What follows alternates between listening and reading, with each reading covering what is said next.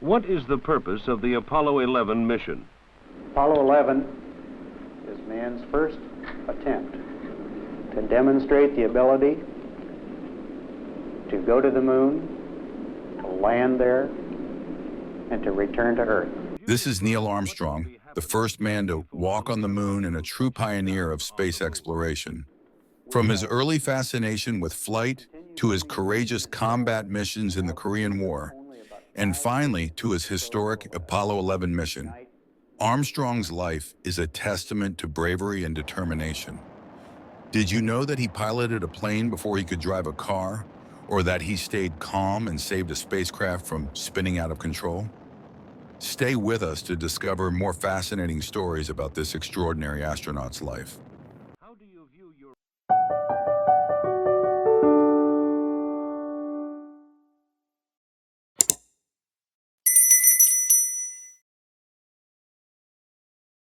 Neil Alden Armstrong was born on August 5th, 1930, in the small town of Wapakoneta, Ohio, the first of three children of Stephen Koenig Armstrong and Viola Louise Engel. His father, Stephen, worked as an auditor for the Ohio state government, a position that necessitated frequent relocations across the state. This constant movement during his formative years exposed young Neil to various environments and communities, fostering a sense of adaptability and resilience that would become crucial in his later life. Despite the peripatetic lifestyle, his parents ensured he had a stable and supportive family environment. The Armstrongs shared a close-knit bond, with Neil often looking after his younger siblings, June and Dean. From a young age, Neil showed an exceptional interest in aviation. This fascination began to crystallize when, at just 6 years old, he experienced his first airplane ride in a Ford trimotor, affectionately known as the Tin Goose. This experience ignited a passion for flight that would define his life. His father, recognizing his budding interest, would take him to air shows and airports, further nurturing his son's enthusiasm for aviation. Despite the family's frequent relocations, his parents prioritized his education. They instilled in him the values of hard work and perseverance, which were reflected in his academic pursuits. When the Armstrong family finally settled in Wapakoneta when Neil was in the 6th grade, he began attending Bloom High School. Here, he excelled academically, particularly in science and mathematics, subjects that would later form the cornerstone of his career. Neil's early teenage years were marked by a profound dedication to aviation. He took on various odd jobs to pay for flying lessons at the nearby Port Conetta airfield. By the age of 15, he had already earned his student pilot certificate, showcasing his commitment and passion for flying. This achievement was particularly remarkable given that he had not yet obtained a driver's license, underscoring his single-minded determination to pursue a career in aviation. In 1947, Neil Armstrong embarked on a pivotal chapter of his life when he received a Navy scholarship to study aeronautical engineering at Purdue University. This opportunity aligned perfectly with his aspirations, as Purdue was renowned for its engineering programs. His admission to this prestigious institution was a testament to his academic prowess and passion for aviation. However, his academic journey at Purdue was destined for an interruption that would significantly shape his future. In 1949, 2 years into his studies, he was called to active duty by the Navy, a decision influenced by the escalating tensions in Korea, which would soon culminate in the Korean War. This call to service was a common practice during this tumultuous period, as the United States bolstered its military capabilities in response to global conflicts. For Armstrong, this meant a shift from the classrooms of Purdue to the rigorous training grounds of the Navy. Armstrong reported to the Pensacola Naval Air Station in Florida, a crucial training center for naval aviators. The training regimen at Pensacola was notoriously challenging, designed to test the physical endurance, mental resilience, and technical acumen of its cadets. Armstrong approached these challenges with characteristic determination and skill, traits that had already defined much of his young life. The rigorous curriculum included extensive flight training, navigation, aerodynamics, and survival techniques, preparing the cadets for the demanding realities of aerial combat. After completing the intensive training program, Armstrong earned his Naval Aviator wings, a significant milestone that marked the beginning of his career as a combat pilot. His first assignment was with Fighter Squadron 51, VOF 51, known as the Screaming Eagles. This squadron was based on the aircraft carrier USS Essex, CV-9, which operated in the Pacific Theater. VF-51 flew the Grumman F-9F Panther, a jet fighter that was one of the first carrier-based aircraft capable of reaching speeds approaching Mach 1. The Panther was equipped with state-of-the-art technology for the time, including radar and advanced weapon systems, making it a formidable tool in the Navy's arsenal. During the Korean War, his role as a fighter pilot required him to fly numerous combat missions. These missions often involved ground attacks, aerial reconnaissance, and support for ground troops. The environment was perilous, with anti-aircraft fire, enemy fighters, and challenging weather conditions, posing constant threats. Armstrong flew 78 combat missions during his deployment, demonstrating exceptional skill and bravery. His piloting expertise and ability to stay calm under pressure earned him the respect and admiration of his peers and superiors alike. One of the most significant and harrowing experiences of his military career occurred on September 3, 1951. During a low-altitude bombing run against a fortified enemy position, his F-9F Panther was hit by anti-aircraft fire. The shell struck the aircraft's right wing, causing significant damage and rendering it uncontrollable. He faced a critical situation, requiring immediate and decisive action to save his life. Demonstrating remarkable composure, he managed to eject from the stricken aircraft and parachute to safety. Landing in hostile territory, he was rescued by a U.S. Marine Corps helicopter, which brought him back to the USS Essex. This incident not only highlighted his bravery and skill, but also reinforced his reputation as an exceptional aviator capable of handling extreme adversity. Armstrong's service in the Korean War provided him with invaluable experience and honed his piloting skills. The missions he flew were fraught with danger, but they also offered a profound sense of purpose and duty. He was awarded several commendations for his service, including the Air Medal for his combat missions and the Gold Star for his performance in the face of adversity. These honors reflected the Navy's recognition of his contributions and bravery during a critical period of conflict. After completing his military service, Armstrong returned to Purdue University in 1952 to finish his degree. The transition from active duty back to academic life was seamless for him, who resumed his studies with renewed focus. His experiences as a naval aviator had deepened his understanding of aeronautics, and he applied this practical knowledge to his academic pursuits.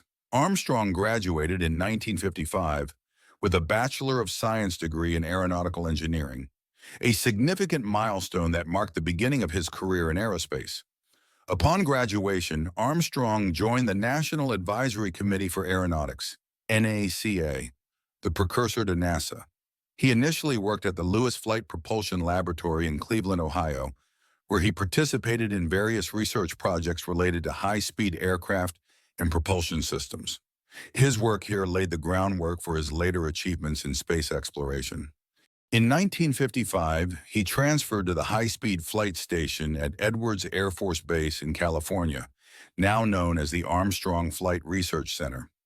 As a test pilot, he flew numerous cutting-edge aircraft, including the Bell X-1B, North American X-15, and the Douglas D-558-2 skyrocket. His flights often pushed the boundaries of aviation technology, providing valuable data that contributed to the advancement of aerospace engineering. One of his most notable achievements during this period was his involvement with the X-15 program.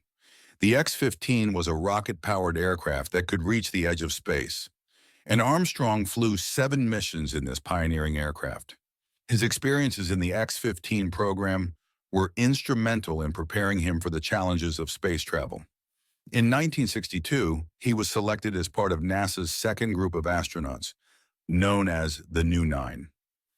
This group included future spaceflight luminaries such as Jim Lovell, Ed White, and Frank Borman. His selection marked the beginning of his journey into space exploration, a field that would define his legacy. Neil Armstrong's first space flight assignment was as the command pilot of Gemini 8 in 1966, a mission critical to the success of the upcoming Apollo program. The primary objective of Gemini 8 was to achieve the first docking of two spacecraft in orbit, a pivotal milestone for the development of techniques necessary for lunar missions. His crewmate on this mission was David Scott, who served as the pilot. This mission was not only a significant step in space exploration, but also a test of the astronauts' skills and the reliability of the spacecraft systems. The Gemini 8 mission launched on March 16, 1966, from Cape Kennedy, now Cape Canaveral, Seasoo, Florida. The mission's plan involved docking the Gemini spacecraft with an unmanned Agena target vehicle, which had been launched earlier the same day. The successful docking of two spacecraft in orbit was essential for the Apollo program, as it would demonstrate the feasibility of docking and undocking procedures that would be critical for lunar landing missions. After achieving orbit, Armstrong and Scott meticulously followed their mission plan, conducting a series of maneuvers to approach and dock with the Agena target vehicle. The docking, which took place over the western Pacific Ocean, was a significant achievement and marked the first time two spacecraft had successfully docked in orbit. This milestone was a testament to the extensive training and preparation of the astronauts, as well as the precision engineering of the spacecraft. However, shortly after the successful docking, the combined spacecraft began to exhibit unexpected behavior. The docked Gemini-Agena combination started to spin uncontrollably. Armstrong and Scott initially believed the problem lay with the Agena's attitude control system and attempted to use the Agena's thrusters to correct the spin. When these efforts failed, it became evident that the issue was with the Gemini spacecraft itself. His quick thinking and calm demeanor were crucial in this life-threatening situation. Realizing that the spin rate was increasing dangerously, he made the critical decision to undock from the Agena. This maneuver, performed while the spacecraft were spinning at about 1 revolution per second, was extremely challenging. Once separated from the Agena, Armstrong and Scott found that the Gemini spacecraft continued to spin. The source of the problem was a stuck thruster on the Gemini spacecraft that had malfunctioned and caused the uncontrollable spin. With the primary thrusters malfunctioning, he switched to the re-entry control system, RCS thrusters, a backup system designed for use during re-entry. Using the RCS, Armstrong managed to stabilize the spacecraft, bringing the spin under control. This decisive action, taken under intense pressure, ensured the safety of the crew. However, the use of the RCS thrusters depleted the fuel needed for other mission objectives, forcing the mission to be cut short. Following the incident, they safely re-entered the Earth's atmosphere and splashed down in the western Pacific Ocean. They were quickly recovered by the USS Mason, a destroyer of the United States Navy. The astronauts' safe return was a relief to NASA and underscored the resilience and resourcefulness of the crew. Despite the premature end of the mission, Gemini 8 was considered a success in several respects. It achieved the first docking of two spacecraft in orbit, a crucial step toward the lunar landing goals of the Apollo program. The experience gained from the mission had a profound impact on his career. His ability to manage the emergency and ensure the safe return of the crew showcased his leadership and technical skills, qualities that would be essential for his future role in the Apollo program.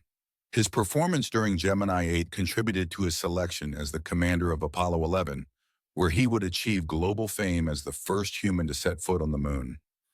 David Scott, Armstrong's crewmate on Gemini 8, also went on to have a distinguished career in space exploration.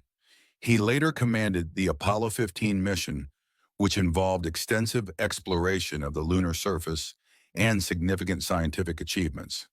The success and composure that Neil Armstrong demonstrated during Gemini 8 established him as a leading candidate for future space missions.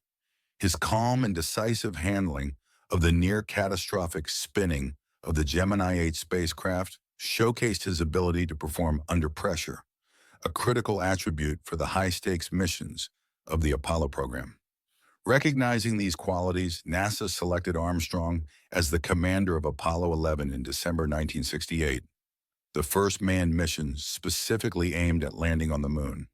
His crew for this historic mission included Command Module pilot Michael Collins and Lunar Module pilot Edwin Buzz Aldrin.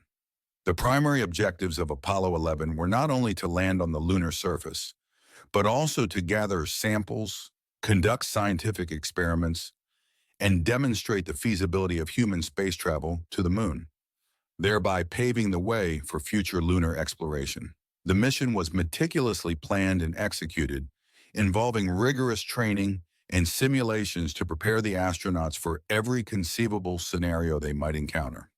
Apollo 11 launched from Kennedy Space Center in Florida on July 16, 1969, atop the Saturn V rocket, the most powerful rocket ever built at the time. The launch was flawless, and the spacecraft quickly entered Earth's orbit. After completing 1.5 orbits, the crew initiated the translunar injection burn, propelling them towards the moon. The journey to the moon took 3 days, during which the crew conducted system checks and navigational adjustments to ensure they remained on the correct trajectory. On July 19th, Apollo 11 entered lunar orbit, with the spacecraft making several orbits around the moon while the crew prepared for the descent. The following day, on July 20th, Armstrong and Aldrin transferred into the lunar module, named Eagle, and began their descent to the lunar surface. Michael Collins remained in the command module, Columbia, orbiting the moon and maintaining communication with mission control. The descent was fraught with challenges. As the Eagle approached the lunar surface, he noticed that the computer was guiding them towards a rocky area strewn with boulders. Taking manual control, he skillfully piloted the lunar module to a safer landing site. With fuel running low, his calm and precise handling ensured a successful landing. At 4:17 p.m. EDT, Armstrong radioed back to Mission Control. "Houston, Tranquility Base here. The Eagle has landed." Several hours later, Armstrong prepared to make his historic exit from the lunar module. At 10:56 p.m. EDT, he descended the ladder and set foot on the moon, uttering the iconic words, "That's one small step for man, one giant leap for mankind." This moment was broadcast live to an estimated 600 million people around the world, making it one of the most watched events in human history. His first steps on the lunar surface symbolized the culmination of years of scientific research, technological innovation, and human determination. Buzz Aldrin joined Armstrong on the surface shortly thereafter, and together they spent approximately 2.5 hours conducting various tasks. Their activities included collecting rock and soil samples, setting up scientific instruments such as the seismometer and the laser-ranging retroreflector, and taking photographs to document their activities in the lunar landscape. They also planted the American flag and unveiled a plaque on the lunar module, which read, "Here men from the planet Earth first set foot upon the moon. July 1969 AD. We came in peace for all mankind." One of the key scientific experiments they deployed was the Passive Seismic Experiment Package, PSSE, designed to detect moonquakes and provide data on the moon's internal structure. Another was the laser-ranging retroreflector, which allowed precise measurements of the distance between the Earth and the moon using laser beams fired from Earth. These instruments provided valuable data that would enhance our understanding of the moon's geophysical properties. The samples collected by Armstrong and Aldrin during their moonwalk totaled 47.5 pounds, 21.5 kilograms of lunar material, including rocks, soil, and core samples. These samples were carefully selected to provide a comprehensive representation of the lunar surface and have since contributed significantly to our understanding of the moon's composition and geological history. After completing their scheduled activities on the lunar surface, Armstrong and Aldrin returned to the lunar module. They conducted a final check of their equipment and systems before resting for a few hours. The following day, they launched the upper stage of the lunar module, leaving the lower stage on the moon's surface as a monument to their achievement. They successfully rendezvoused with Collins in the command module and began their journey back to Earth. The return trip was marked by a sense of triumph and relief as the crew reflected on their historic mission. They re-entered Earth's atmosphere on July 24, 1969, and splashed down in the Pacific Ocean, where they were retrieved by the USS Hornet. The successful completion of Apollo 11 fulfilled President John F. Kennedy's goal of landing a man on the moon before the end of the 1960s and marked a monumental achievement in human history. Upon their return, Armstrong, Aldrin, and Collins were celebrated as national heroes. They embarked on a global goodwill tour, visiting numerous countries and sharing their experiences with world leaders and the public. Neil, in particular, was lauded for his leadership and composure, traits that had been critical to the mission's success. After the historic Apollo 11 mission, he continued to make significant contributions to NASA and the broader field of aerospace. Following his return from the moon, he took on the role of Deputy Associate Administrator for Aeronautics at NASA headquarters in Washington, D.C. In this capacity, Armstrong was involved in overseeing and guiding the direction of aeronautical research and development programs, leveraging his extensive experience as a test pilot and astronaut to advance the field. His role included the management of various projects aimed at improving aviation safety, efficiency, and technology. In 1971, Armstrong decided to resign from NASA, seeking a new path that would allow him to influence the next generation of engineers and scientists. He accepted a position as a professor of aerospace engineering at the University of Cincinnati. His impact on the field of aerospace extended beyond his academic role. He was actively involved in various advisory positions and served on the boards of several prominent corporations. His expertise was highly sought after, and he played a crucial role in shaping the future of aerospace technology and aviation safety. Among the companies that benefited from his knowledge were Marathon Oil, Learjet, and United Airlines. In these roles, Armstrong provided strategic guidance and insights into technological advancements, safety protocols, and operational efficiencies. One of his notable contributions during this period was his involvement with the Rogers Commission, the presidential commission tasked with investigating the Challenger space shuttle disaster in 1986. As a member of this commission, he applied his extensive experience and technical expertise to help identify the causes of the accident and develop recommendations to enhance the safety of future space missions. His work on the commission was instrumental in bringing about significant changes to NASA's safety procedures and organizational practices. In addition to his corporate and advisory roles, Armstrong remained an advocate for space exploration and scientific research. He participated in various speaking engagements, sharing his experiences and insights with diverse audiences, including students, industry professionals, and the general public. Neil's personal life was marked by both triumphs and tragedies. He married Janet Elizabeth Sheeran on January 28, 1956. The couple met while both were students at Purdue University, where Janet was studying home economics. Together, they had 3 children, Eric, Karen, and Mark. The Armstrong family faced a profound tragedy in 1962 when their daughter Karen was diagnosed with a malignant brain tumor. Despite extensive medical treatment, Karen passed away at the age of 2. This loss deeply affected the family and had a lasting impact on him, who rarely spoke about it publicly. Despite the immense pressures and demands of his career, Neil remained dedicated to his family. He was known to be a private and reserved individual, often shunning the limelight despite his global fame. This reserved nature sometimes created a distance between him and his family, particularly during the intense periods of training and space missions.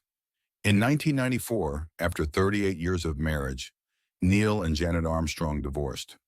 The pressures of his career and the public scrutiny following his historic moon landing contributed to the strain on their relationship.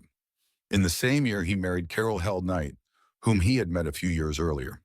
The couple remained together until his death in 2012. Outside of his professional life, Neil Armstrong had a wide range of interests and hobbies. He was an avid reader with a particular interest in American history and aviation literature. His love for flying extended beyond his professional career, and he continued to pilot aircraft well into his later years. His passion for aviation also included building and flying model airplanes, a hobby he had enjoyed since childhood. Armstrong had a deep appreciation for music, particularly classical music. He often found solace and relaxation in listening to his favorite compositions. Additionally, he enjoyed spending time outdoors, engaging in activities such as hiking and nature walks. His appreciation for the natural world was evident in his preference for rural living, as he chose to reside in a quiet farm in Lebanon, Ohio, following his retirement from NASA. Neil's contributions to space exploration and his role in the Apollo 11 mission have left an indelible mark on history. He received numerous honors and awards throughout his life, including the Presidential Medal of Freedom, the Congressional Space Medal of Honor, and the Congressional Gold Medal. His humility and dedication to exploration and education inspired generations of scientists, engineers, and space enthusiasts. His legacy is not only defined by his achievements, but also by his character. He remained a humble and private individual, never seeking the spotlight despite his historic accomplishments. His life and career continue to serve as a testament to the power of human curiosity, bravery, and the relentless pursuit of knowledge. On August 25, 2012, Neil Armstrong passed away due to complications resulting from cardiovascular procedures. His death was a significant loss to the world, but his legacy continues to inspire and influence. Tributes poured in from around the globe, recognizing his monumental contributions to human spaceflight and exploration. His life was celebrated in numerous memorials and ceremonies, highlighting the profound impact he had on the world. Neil's life was a testament to human curiosity, bravery, and the relentless pursuit of knowledge. From his early fascination with aviation to his historic steps on the moon and his continued dedication to aerospace education and exploration, his journey was marked by remarkable achievements and personal resilience. His legacy as a pioneer of space exploration and a humble hero endures, reminding us of the boundless possibilities that lie within human reach.